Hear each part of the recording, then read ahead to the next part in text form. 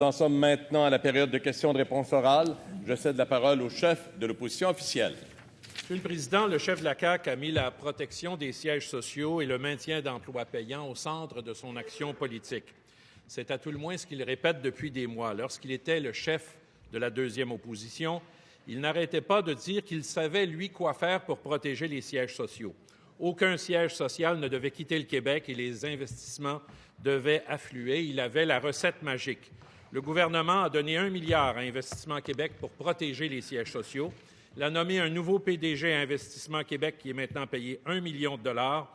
Vous comprendrez, Monsieur le Président, qu'on est en droit de s'attendre à des résultats.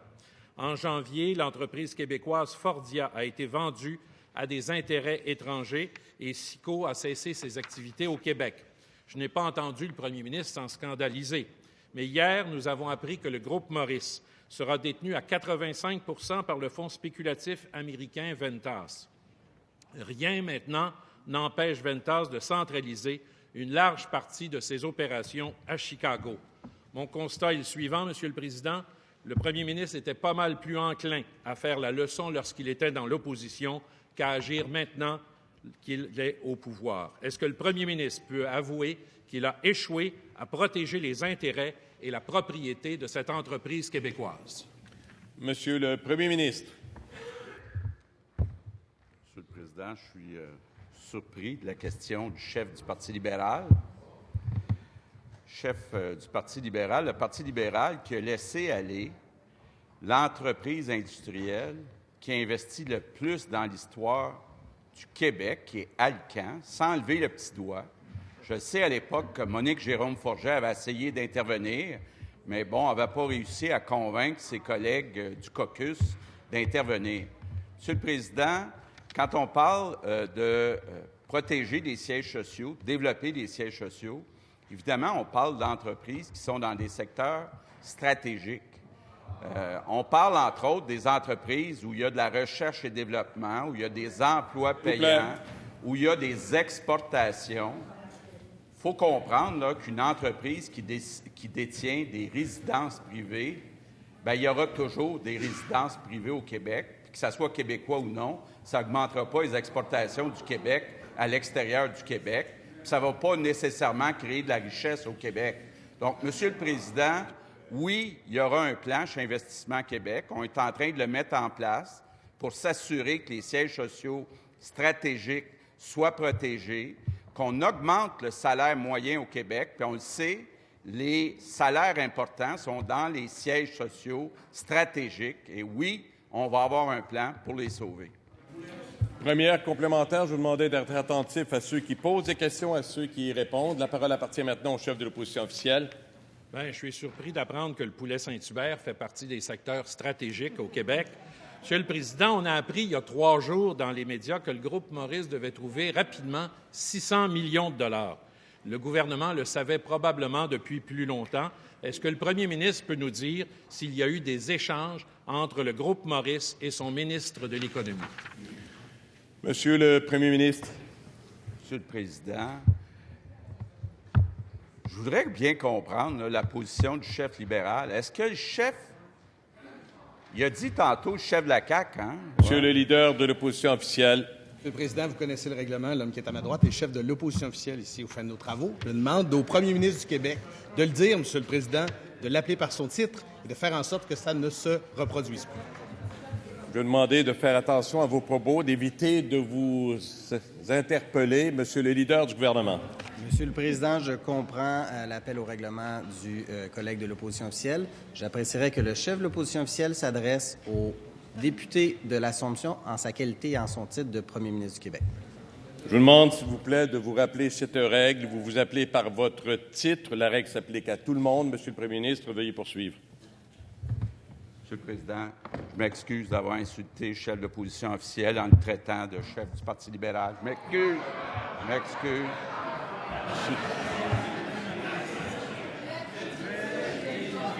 S'il vous plaît, monsieur le leader de l'opposition officielle. Monsieur le Président, vous connaissez notre règlement. On ne peut pas imputer des motifs, on ne peut pas susciter le débat. Le premier ministre en a déjà bien assez à répondre à la question pour s'en tenir à ça. Monsieur le leader du gouvernement, s'il vous plaît. Monsieur le Président, le premier ministre n'impute pas des motifs. Il fait appel, il soulève une situation de fait.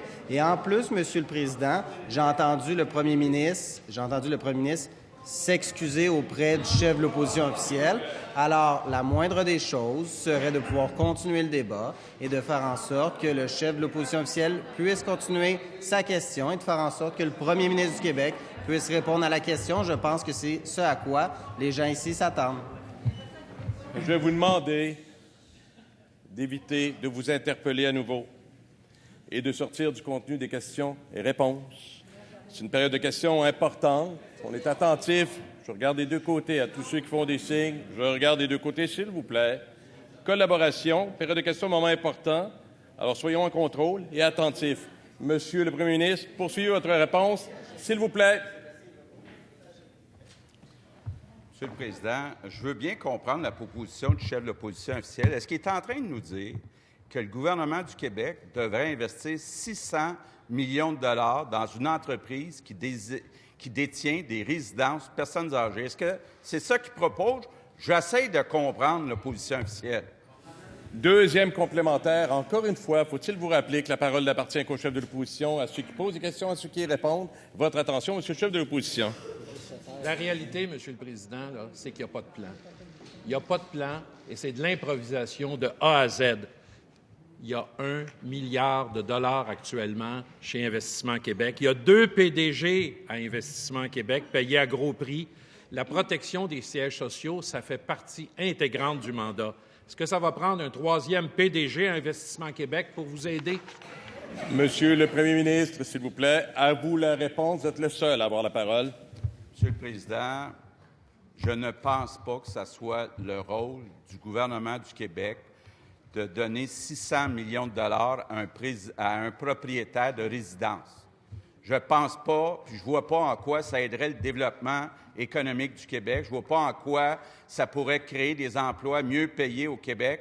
Monsieur le Président, depuis que la CAQ est au pouvoir, l'écart de salaire que l'Ontario a été réduit est passé de 10 à 8 On s'en va dans la bonne direction, on fait les bons choix et on va continuer de le faire. Troisième complémentaire. Monsieur le député, la parole n'est pas à vous, elle est au chef de l'opposition officielle. Je vous en remercie. Monsieur le chef de l'opposition officielle. Monsieur le Président, c'est clair que c'est la société américaine qui va prendre des décisions dans ce dossier-là. Je rappelle ce que vous avez dit en 2016. Vous avez dit « Mon inquiétude, c'est qu'on en revienne là où on était il y a 50 ans, c'est-à-dire d'avoir seulement au Québec des succursales de compagnies de l'extérieur. » Ce sont vos paroles. N'est-ce pas ce à quoi on assiste aujourd'hui en raison de l'incapacité du gouvernement à protéger nos fleurons québécois? Monsieur le Premier ministre. Monsieur le Président, Raymond Bachand avait raison.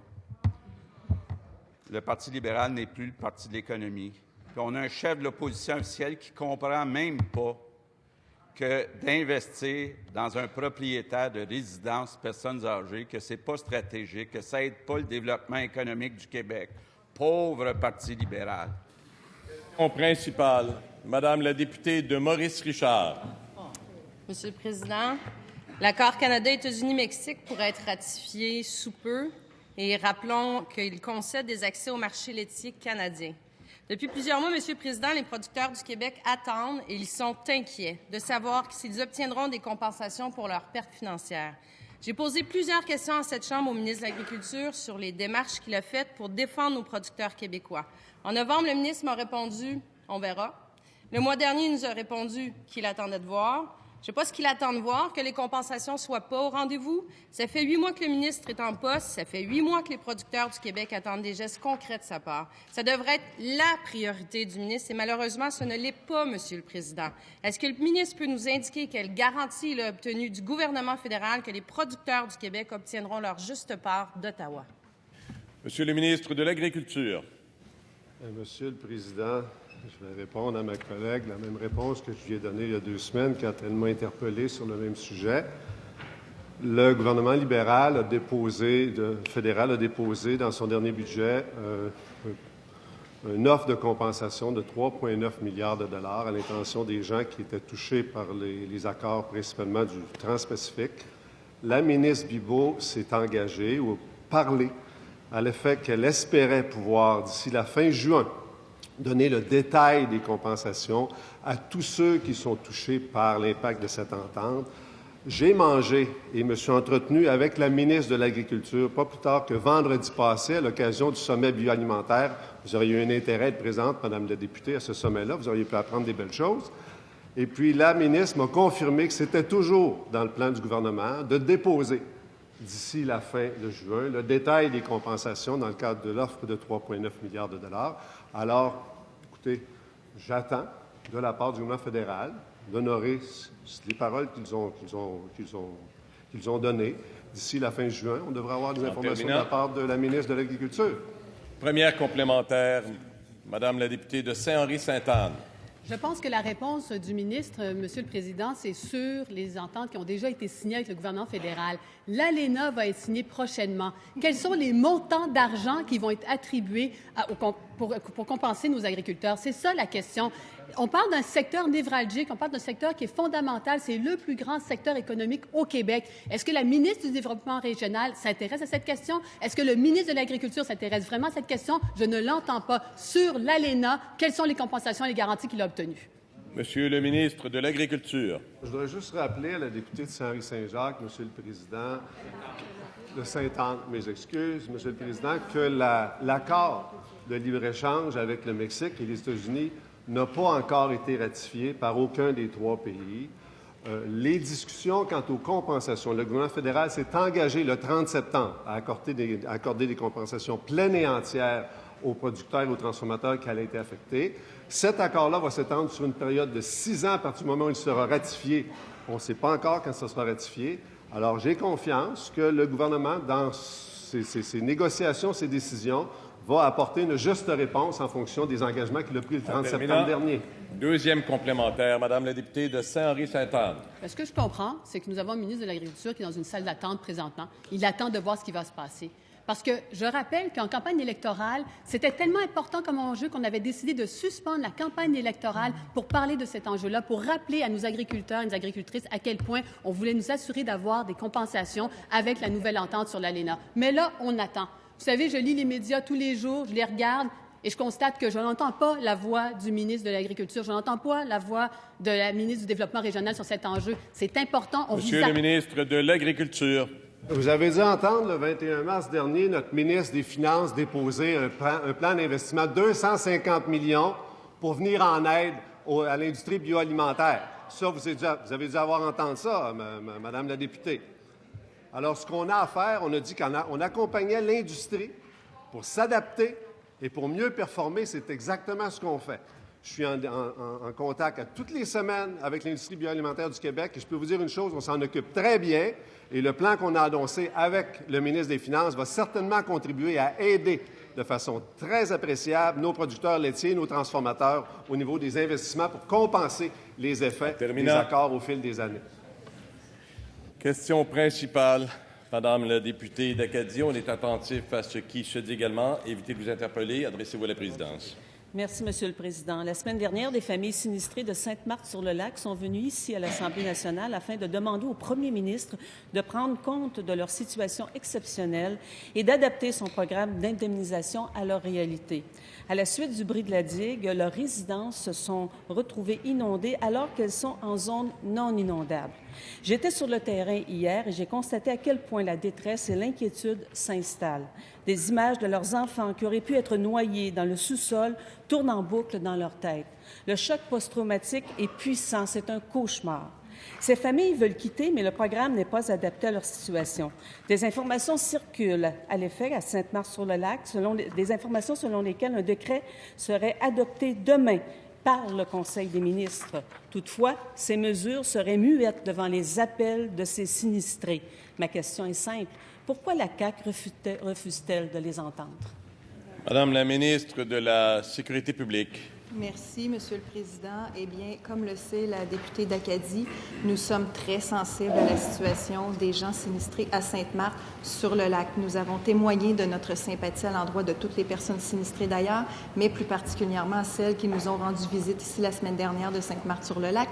La députée sait très bien que j'ai participé avec elle d'ailleurs et avec la collègue de Vaudreuil à une rencontre avec ces gens qui effectivement étaient avec, à juste titre, très émotifs, dont certains s'attendent à ce qu'on puisse mettre en place des mesures ou leur fournir des solutions adaptées à leur situation très particulière. C'est ce que j'ai répondu la semaine dernière, Monsieur le Président, mais à la même question, la même réponse. Oui, nous reconnaissons le caractère exceptionnel de la situation à Sainte-Marthe-sur-le-Lac.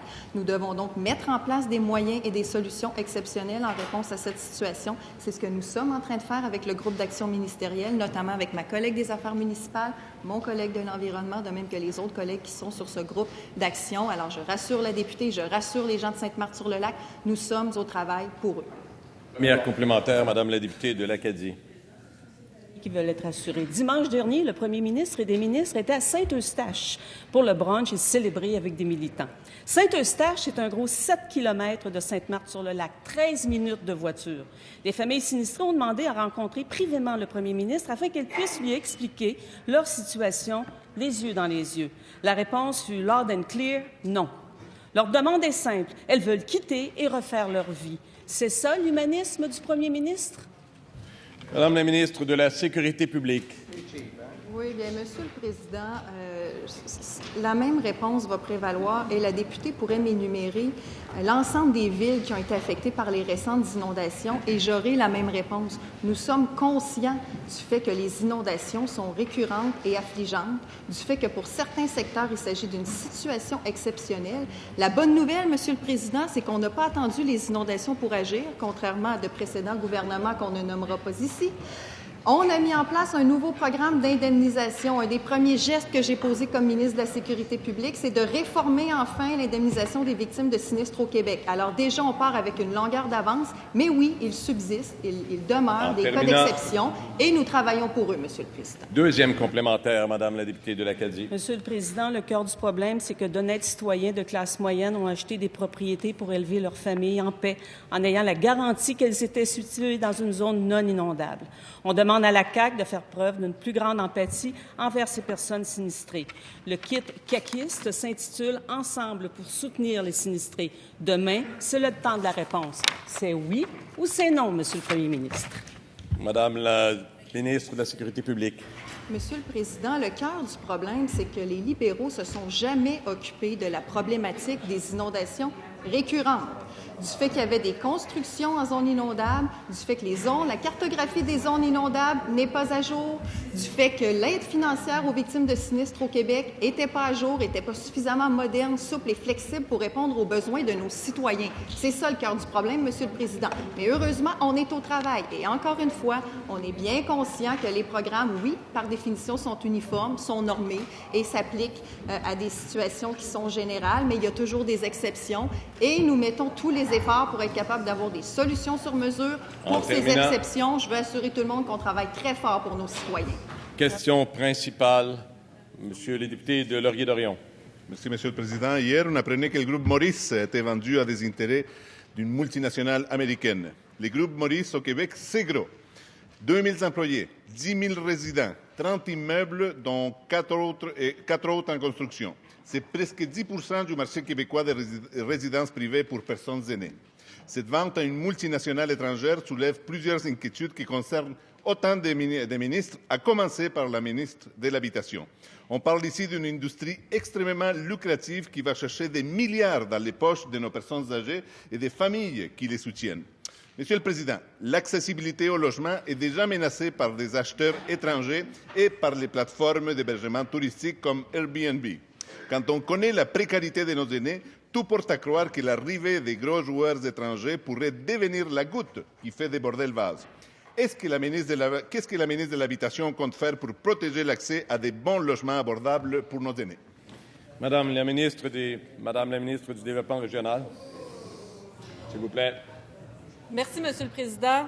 Concernant le groupe Maurice, je pense que la transaction qui s'est passée hier, c'est important de rappeler que les services et les opérations du groupe Maurice vont continuer d'être québécois. Ça, c'est important. Je tiens à rassurer la population en disant ça. La transaction ne comprend pas le volet de gestion. Ça va assurer aussi un service de qualité pour les personnes âgées qui habitent dans ces appartements. Le siège social demeure au Québec. Il s'agit d'un partenariat entre une compagnie des États-Unis et le groupe Maurice, donc au niveau immobilier, seulement que les bâtiments qui font partie de la transaction. C'est important de rappeler que notre gouvernement a décidé d'investir 1 milliard de dollars pour les sièges sociaux au Québec. Ça, c'est important de le mentionner. On va travailler fort à maintenir les intérêts au Québec. C'est l'objectif de notre gouvernement au cours des prochaines années. On y tient. D'ailleurs, également, on va faire une réforme au niveau d'Investissement Québec qui va permettre aussi d'investir dans ces entreprises. Je pense que c'est important de maintenir un leadership au Québec. Je comprends mon collègue qui est préoccupé par cela, mais je tiens à rassurer les personnes âgées qui habitent dans ces résidences. L'intérêt, c'est que la gestion puis ce volet d'occupation se fait quand même au Québec et est maintenu au Québec. Ça, c'est important de le mentionner. Première complémentaire. Encore une fois, je vous demande d'être attentif aux réponses et aux questions. Monsieur le député d'Hochelaga-Maisonneuve. Le groupe Maurice était déjà connu pour être un mauvais employeur qui opère à bas salaire et en sous-effectif. Imaginez-vous, quand il y a une grève, la loi sur les services essentiels fait en sorte qu'il y a plus de préposés qu'en temps normal. Maintenant que le groupe est vendu à une multinationale américaine, ça risque de se dégrader encore plus. Le ministre du Travail doit écouter le milieu. Est-ce qu'il va adopter un décret pour garantir des bonnes conditions de travail aux gens qui prennent soin de nos aînés? Monsieur le ministre du Travail. Merci, Monsieur le Président. Absolument. Écoutez, depuis qu'on est au pouvoir, on s'assure que les conditions de travail dont bénéficient les salariés, indépendamment du secteur d'activité, soient respectueuses du régime qu'on s'est donné au Québec. Et dans la loi sur les normes du travail, elle s'applique d'ailleurs, et on est, avec le groupe Maurice, en contexte syndiqué. Il y a de la négociation, de renouvellement de conventions collectives. La partie syndicale, la partie patronale s'entendent sur des conditions tant normatives que monétaires. Et moi, je me fie au libre processus de négociation et à la liberté d'association des travailleurs. Merci, Monsieur le Président. Deuxième complémentaire, Madame la députée de Tachereau. Merci.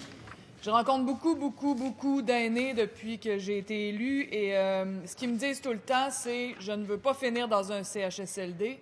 Et je ne veux pas finir dans une maison d'hébergement privé. Ils ont entendu les mêmes histoires d'horreur que nous dans les médias, à travers leurs amis. C'est des choses qui courent. Alors moi, j'aimerais savoir comment la ministre des Aînés va faire pour vraiment s'assurer hors de tout doute que Ventas ne va pas faire pression pour que les dernières et précieuses années de nos aînés ne soient pas simplement considérées comme une manière de faire... Madame la ministre responsable des aînés. Merci, Monsieur le Président.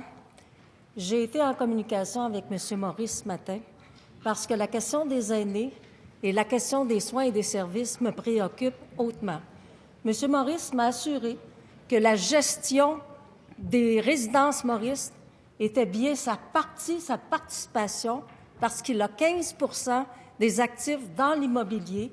Le siège social va rester au Québec et toute la partie humaniste que M. Maurice a développée avec sa fondation était tellement importante que pour lui, il fallait absolument qu'il trouve ce bailleur de fonds pour continuer sa mission et continuer son œuvre. Donc, moi, je suis très sécurisée par rapport à ça. Question principale, Monsieur le chef du troisième groupe d'opposition. Monsieur le Président, depuis plusieurs semaines, les libéraux fédéraux sont lancés dans une véritable campagne préélectorale et ils font pleuvoir les millions sur les infrastructures du Québec. Mais ils sont très pressés, ils ne s'occupent pas du gouvernement du Québec, ils font des annonces avec les municipalités. Quand le gouvernement du Québec, lui, veut faire valoir ses priorités, il se fait accuser de faire de la chicane, de faire de l'obstruction, de bloquer. Ça, c'est l'attitude du gouvernement du Canada à l'égard du gouvernement du Québec. Mais il y a plus. Il y a quelques jours, le premier ministre du Canada est venu dire à quelques mètres de l'Assemblée nationale que lui, il a des priorités et ce n'est pas le gouvernement du Québec qui va l'empêcher de faire ses annonces, malgré toutes les traditions qu'on a. Pourtant, la loi M30 est claire. Toute discussion, toute entente en matière d'infrastructure municipale doit passer par le gouvernement du Québec, il doit être présent. Alors, au nom de notre juridiction, au nom de notre autonomie, je demande au gouvernement du Québec comment il va faire pour faire respecter les juridictions du Québec et faire respecter nos demandes légitimes à l'égard du gouvernement du Canada. Monsieur le Premier ministre. Oui, Monsieur le Président. D'abord, je n'ai pas de problème à ce que le gouvernement fédéral fasse pleuvoir les millions sur le Québec, en autant que ce soit les priorités qui ont été choisies par le gouvernement du Québec. Cette semaine, on a eu une belle annonce concernant le tunnel La Fontaine. Donc, on va avoir une participation 50-50. J'aimerais avoir ça dans tous les dossiers incluant le tramway de Québec. Mais, M. le Président, je veux rassurer le chef de la troisième opposition, il n'est pas question de céder ce droit qu'on a, le gouvernement du Québec, de choisir les priorités dans les municipalités. On ne laissera pas le gouvernement fédéral intervenir directement avec les municipalités. Première complémentaire, Monsieur le chef du troisième groupe d'opposition. Monsieur le Président, on est d'accord aussi que ce n'est pas prématuré que le gouvernement fédéral s'intéresse au Québec. Ça tombe que c'est une pré-campagne électorale, alors c'est très intéressé de sa part. Mais là où j'ai un problème important, c'est sur cette pratique qui tend à diminuer le rôle du gouvernement du Québec, voire même à le mépriser. C'est ce qu'a dit le premier ministre du Canada. Il n'y a pas besoin de passer par les provinces. Donc, à nouveau, je demande au premier ministre quelle forme va prendre son opposition à cette pratique du gouvernement du Canada à partir d'aujourd'hui, parce qu'il y en aura d'autres annonces. Monsieur le premier ministre. Monsieur le Président, le chef du troisième groupe d'opposition défonce une porte qui est déjà ouverte. Il n'est pas question que le gouvernement fédéral décide des priorités des municipalités sans l'accord du gouvernement du Québec. Donc, on va tenir notre bout, on va s'assurer de toutes les façons possibles. S'il faut, on ira tous les deux ensemble rencontrer le gouvernement fédéral, mais il n'est pas question que le gouvernement fédéral intervienne directement avec les municipalités sans l'accord du Québec. Deuxième complémentaire, Monsieur le chef du troisième groupe d'opposition. Juste pour être sûr, le premier ministre peut dire ça, mais le gouvernement du Canada le fait pareil et prévoit le faire encore prochainement. Alors, manifestement, ça ne suffit pas. Le gouvernement nationaliste de la CAQ, réconcilié avec le Canada, ne réussit pas pour l'instant à le faire. Alors, ça va prendre encore plus de force pour le dire, parce qu'on l'a accepté jusqu'à maintenant. Je n'ai pas entendu le premier ministre dire que ça n'avait pas de sens. J'aimerais ça avoir une réponse encore plus forte sur les annonces à venir et que ça puisse se sentir véritablement. Monsieur le premier ministre. Je vais essayer d'être plus fort.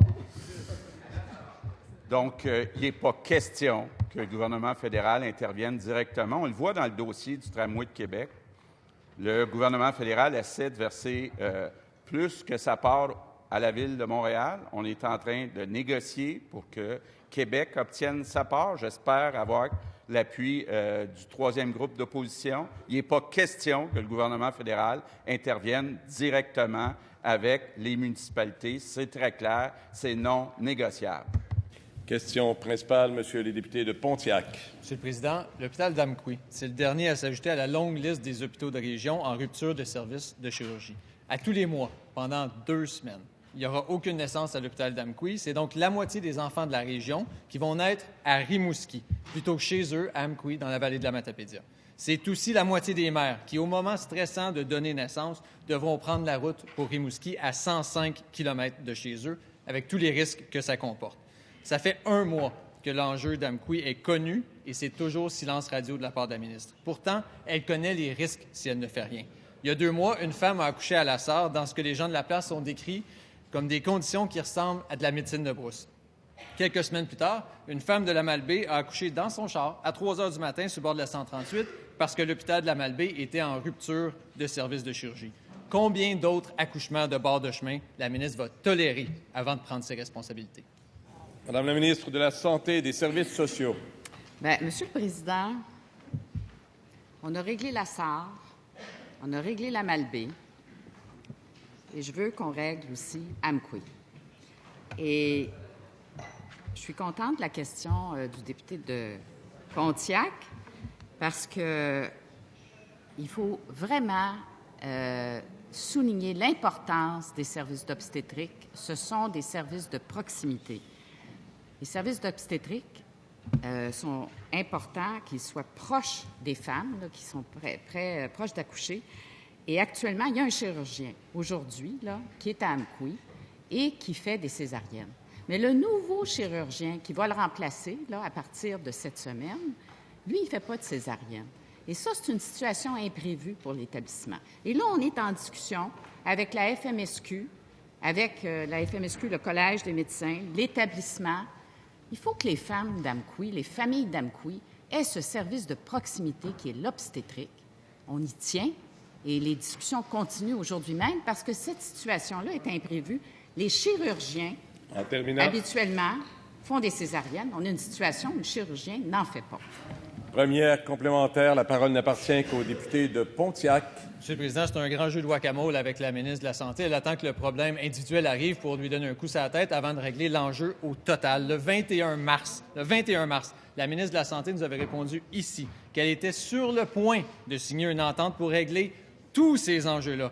Mais 2 mois et demi plus tard, Monsieur le Président, on se rend compte que tout ce qu'elle a fait, c'est se bomber le torse. Elle n'a pas levé le petit doigt pour régler l'entente. C'est pas une solution, Monsieur le Président, mais à la Malbaie. À la Malbaie, après l'accouchement traumatique en bord de route, la ministre avait demandé... Madame la ministre de la Santé et des Services sociaux.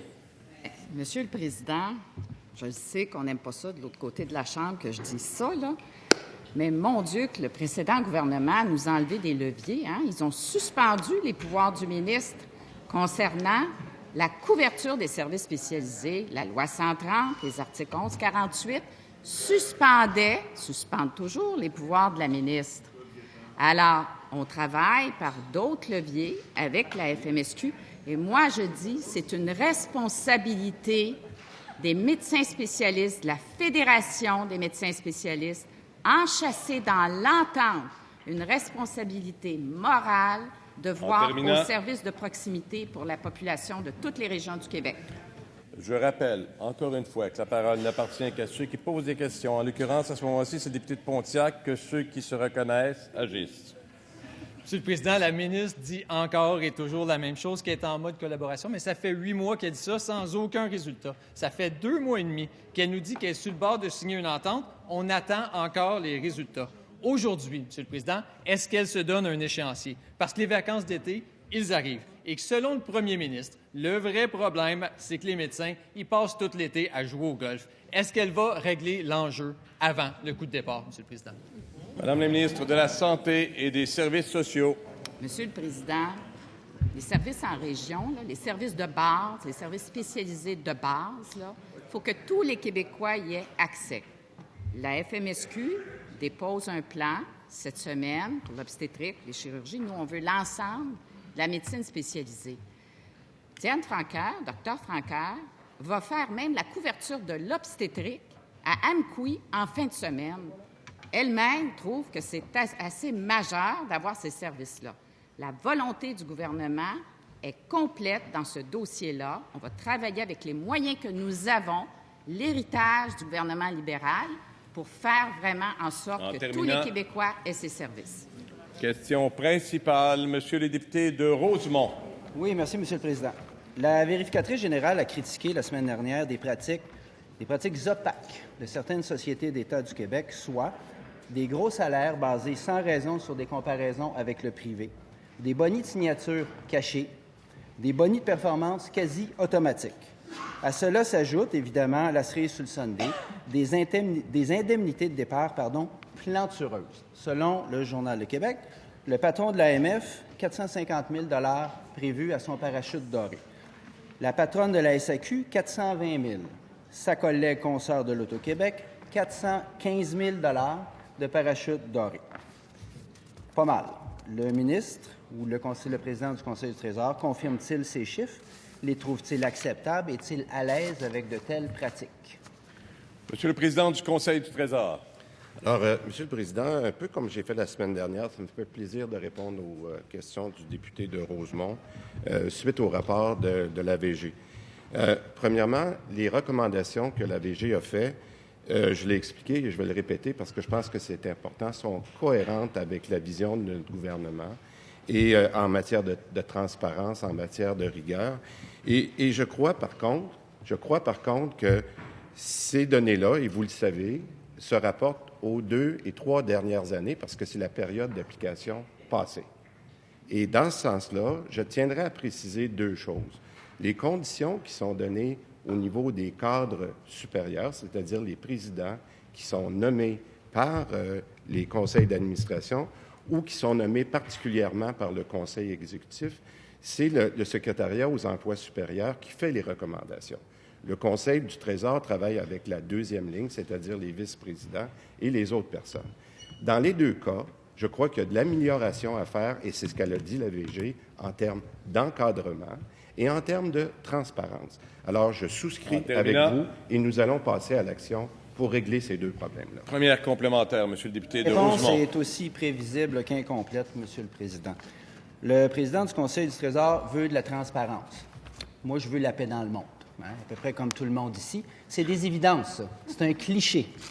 Fonds publics égale transparence. C'est pas de ça dont je parle. Ça aurait dû être fait depuis longtemps. Ça, je suis d'accord avec vous. Mais vous avez le gouvernement va faire quoi maintenant qu'il est au pouvoir? Est-ce qu'il cautionne les pratiques dénoncées par l'AVG, notamment les bonies automatiques et les indemnités de départ, tout ça caché, sans que le public Monsieur le le président sache? du Conseil du Trésor. Écoutez, c'est peut-être que ma réponse n'est pas claire, mais je vous ai dit que nous sommes en accord avec les recommandations, Monsieur le Président, en accord avec les recommandations de l'AVG, puis qu'en plus, on a mis un plan d'action en collaboration avec les emplois supérieurs et avec le Conseil du Trésor pour que ces choses-là ne se reproduisent plus. Nous allons mettre un cadre de référence en place au cours des prochains mois. Donc, je vais vous le répéter encore une fois, Monsieur le Président, nous sommes d'accord avec les recommandations du VG et nous allons tout faire pour ce qui a été accepté par le Parti libéral pendant les dernières années ne soit plus acceptable pour ce gouvernement. Deuxième complémentaire, Monsieur le député de Rosemont. Quand il s'agit de condamner les gros salaires à l'ABI, le premier ministre est sur toutes les tribunes. Mais par ailleurs, le même premier ministre défend des pratiques douteuses dénoncées par l'AVG, celles que j'ai nommées. Pas la transparence, ça, c'est réglé. Leader du gouvernement. Monsieur le Président, on tente de prêter des intentions au premier ministre du Québec. Je pense qu'il y a lieu de réserver ses propos pour le député de Rosemont et de faire attention lorsqu'on prête des intentions de cette façon-là. Ce n'est pas acceptable en vertu du règlement et je pense qu'il devrait retirer ses propos. Monsieur le député, veuillez poursuivre, s'il vous plaît. Moi, j'ai bien entendu le premier ministre défendre les politiques de rémunération. Il s'en est même vanté en disant que c'est pour attirer les meilleurs. Alors, qu'est-ce que le premier ministre dit aux Québécois et Québécoises moyens qui gagnent 49 000 par année? Que les parachutes dorés, c'est juste pour les meilleurs, puis les chums du gouvernement? Monsieur le président du Conseil du Trésor. Alors, écoutez, sur la partie où le gouvernement, notre gouvernement, va bien faire les choses, il est évident que dans certains cas, il doit y avoir des rémunérations qui tiennent compte de situations spécifiques dans certains secteurs d'activité. Mais je vais continuer de répondre la même chose. Nous allons nous assurer que maintenant, il y a un encadrement très clair pour ces postes-là, en collaboration avec les emplois supérieurs. Et deuxièmement, tout ce qui se rapporte à la transparence sera en collaboration ou en ligne avec ce qui est dans la loi de l'administration publique. Puis Dieu sait que j'en ai beaucoup parlé au cours des derniers mois. Vous allez le voir dans la prochaine parution des rapports annuels de ces sociétés-là. Question principale, Monsieur le député de Rimouski. Merci, Monsieur le Président. En entrevue avec Paul Arcan, hier, la ministre de la Santé répondait aux questions suivantes. Compte tenu de la surcharge, il y a des risques plus élevés de chute. Pensez-vous que c'est vrai? La réponse de la ministre, oui. Que des soins d'hygiène ne sont pas donnés comme on le souhaiterait, donc pas assez souvent, la réponse de la ministre, oui. Pensez-vous qu'il y a des résidents qu'on devrait lever, mais qui restent couchés? La réponse, oui. Que des culottes d'incontinence ne sont pas changées quand nécessaire? La ministre répond, oui. Les préposés aux bénéficiaires sont débordés. Il en manque. Mais 25 quittent la première année, puis 2/3 dans le temps de 5 ans. C'est clair qu'il faut améliorer les conditions de travail des préposés, entre autres la condition salariale. J'aimerais avoir l'opinion de la ministre à ce sujet-là, si on veut garder des préposés pour prendre soin de nos aînés dans nos résidences. Madame la ministre de la Santé et des Services sociaux. Bien oui, Monsieur le Président. Je remercie le collègue de sa question parce que les préposés aux bénéficiaires, là, c'est fondamental là, dans notre système de santé et on travaille déjà à améliorer leurs conditions. Moi, j'en ai rencontré des préposés aux bénéficiaires en CHSLD, toujours passionnés par ce qu'ils font. Mais qu'est-ce qu'ils me disent? La première chose qu'ils veulent, diminuer notre charge de travail. C'est ça qu'on fait maintenant. Alors, on a rehaussé 1 400 postes de préposés aux bénéficiaires en 6 mois, Monsieur le Président, depuis janvier. On a aussi embauché 1 400 préposés aux bénéficiaires depuis janvier dernier. On continue. On donne des programmes de formation. C'est un grand succès à la capitale nationale. Il y a des listes d'attente. On veut diminuer la charge de travail des préposés aux bénéficiaires. C'est la première chose. On investit 200 millions de dollars dans le réseau des CHSLD et des hôpitaux pour les infirmières, mais aussi pour les préposés aux bénéficiaires. Alors, c'est un effort très important qu'on fait. On ne lâchera pas parce que les préposés aux bénéficiaires, c'est fondamental pour le réseau de la santé, pour les citoyens du Québec. Première complémentaire, Monsieur le député de Rimouski. On forme des préposés, dans le fond, pour remplacer ceux qui partent par épuisement. 25 quittent la première année. 2 tiers ne font pas 5 ans. C'est sûr qu'il faut en former, mais ils vont partir dans 1 an ou 2 parce que les conditions de travail ne sont pas là. Il n'y a pas des bons salaires, les ratios sont élevés, ils sont débordés. La récente enquête de la CSN était très claire, il faut dire ça, puis les conditions qu'ils vivent. Améliorons les conditions de travail des préposés. C'est pour nos aînés qu'on fait ça. Et si on n'améliore pas les conditions de travail des préposés, ils ne resteront pas à l'emploi. On va toujours... Madame la ministre de la Santé et des Services sociaux. Bien, mon collègue a raison. Et c'est pour ça qu'on investit encore plus. On investit en santé et sécurité au travail. Des millions, 15 millions de dollars pour l'année prochaine pour aider nos équipes. Non seulement les préposés, mais beaucoup les préposés, mais l'ensemble du personnel.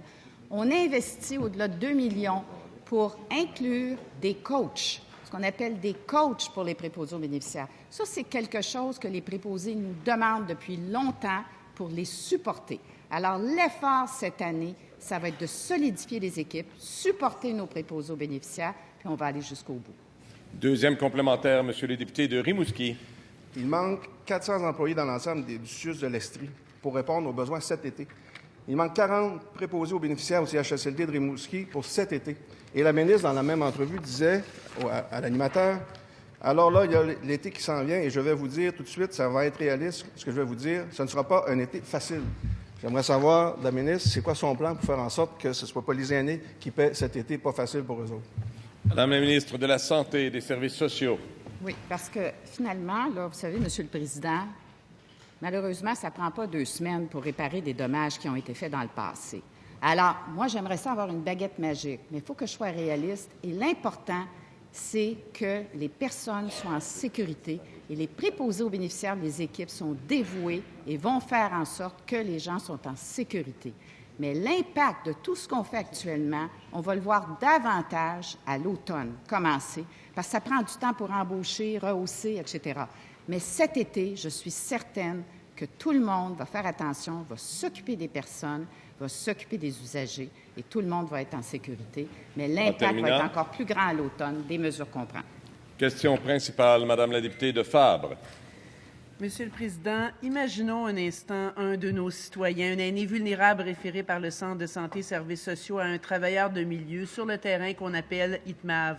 L'ITMAV accompagne l'aîné fragile qui a besoin d'aide et de ressources. Il a développé des liens qu'il faut avec sa communauté. C'est son mandat. Depuis 2009, initié par l'ancienne ministre libérale, aujourd'hui ministre des Aînés. Le 10 avril dernier, la ministre me confirme que le renouvellement du financement des ITMAV s'en vient malgré les semaines de retard. Or, savez-vous ce qu'on trouve dans les nouvelles conventions de financement des ITMAV, des travailleurs de milieu? Ils n'ont désormais plus le droit d'accepter des références provenant du réseau de la santé et des services sociaux, des années de partenariat mis à la poubelle. Imaginons à nouveau notre citoyen aîné vulnérable, référé par le réseau de la santé à un travailleur de milieu. Je demande à la ministre, que doit-il lui répondre? Désolé, je n'ai plus le droit de vous aider. La ministre responsable des aînés. Monsieur le Président, je trouve la question un peu alambiquée parce qu'il n'y a pas de précision dans cette question-là pour que je puisse y répondre. Tout ce que je peux vous dire, c'est ce que je lui ai déjà dit ici en Chambre, puis je vais le répéter, c'est qu'il y a des intervenants de milieu, il y en a 154. Le renouvellement a eu lieu. Alors, un peu partout, il n'y a pas personne qui s'est plaint jusqu'à présent de la question des travailleurs de milieu. Et je sais qu'il y a peut-être un cas où il y a un peu plus de difficultés, ça arrive partout, mais l'important, c'est que les gens aient obtenu leur renouvellement, qu'ils aient leur salaire et qu'ils puissent continuer leur travail. Première complémentaire, Madame la députée de Fabre. Dans le champ droit, on a le secrétariat des aînés qui dit aux travailleurs de milieu « N'acceptez plus de référence de la santé ». Dans le champ centre, on a la santé qui leur dit « Continuez votre beau travail, continuez d'accompagner les aînés seuls et vulnérables ». Et loin, loin dans le champ gauche, on a la ministre qui dit « Hey, les travailleurs de milieu, vous ferez partie de mes projets pilotes de gériatrie sociale ». Le travailleur de milieu doit écouter qui? Le secrétariat, la santé ou la ministre? Madame la ministre responsable des aînés. Pour commencer, la ministre est responsable du secrétariat aux aînés. La ministre est dans le ministère de la Santé et des Services sociaux. Elle travaille avec sa collègue de la Santé et des Services sociaux. Les intervenants de milieu sont actuellement soutenus par le secrétariat aux aînés, lequel est à l'intérieur du ministère de la Santé et des Services sociaux. Qu'est-ce que vous voulez que je vous dise de plus? On travaille en collaboration et ces travailleurs de milieu-là ont une entente qui provient du secrétariat des aînés, qui est à l'intérieur du ministère de la Santé et des Services sociaux. Il me semble que c'est clair pour tout le monde ici que les intervenants de milieu sont embauchés par le secrétariat des aînés, qui est à l'intérieur du ministère de la Santé et des Services sociaux. Est-ce que vous voulez que je le répète? Deuxième complémentaire, Madame la députée de Fabre. On est sur la fin de la période des questions, mais encore une fois, on reste attentif à celle qui possède la parole. Madame la députée de Fabre, s'il vous plaît. Pourtant, le 29 mai, Mme Coudé, directrice de la table Action Abus Aînés-Mauricie, écrit au secrétariat des aînés pour mettre fin à la convention de ces ITMAV. Elle écrit « Étant donné que notre expérience des dernières années nous a permis de travailler en collaboration avec le réseau de la santé pour des dossiers qui tombent entre deux chaises, nous n'acceptons pas de devoir refuser ces demandes d'accompagnement. Monsieur le Président, pourquoi la ministre dit non à l'aide et à l'accompagnement d'aînés vulnérables référés par le réseau de la santé? Madame la ministre responsable des aînés. Monsieur le Président, elle aurait dû poser la troisième question en premier, parce que je suis au courant de cette situation et la table en question prend un montant de la rémunération du travailleur de milieu pour la table. Or, je n'accepte pas qu'une personne sur les 154 n'obtienne pas la même rémunération. Ce n'est pas de l'équité. Et pour moi, je vise l'équité pour tout le monde. Cela met fin, s'il vous plaît, cela met fin à la période de questions et de réponses orales. Merci à tous.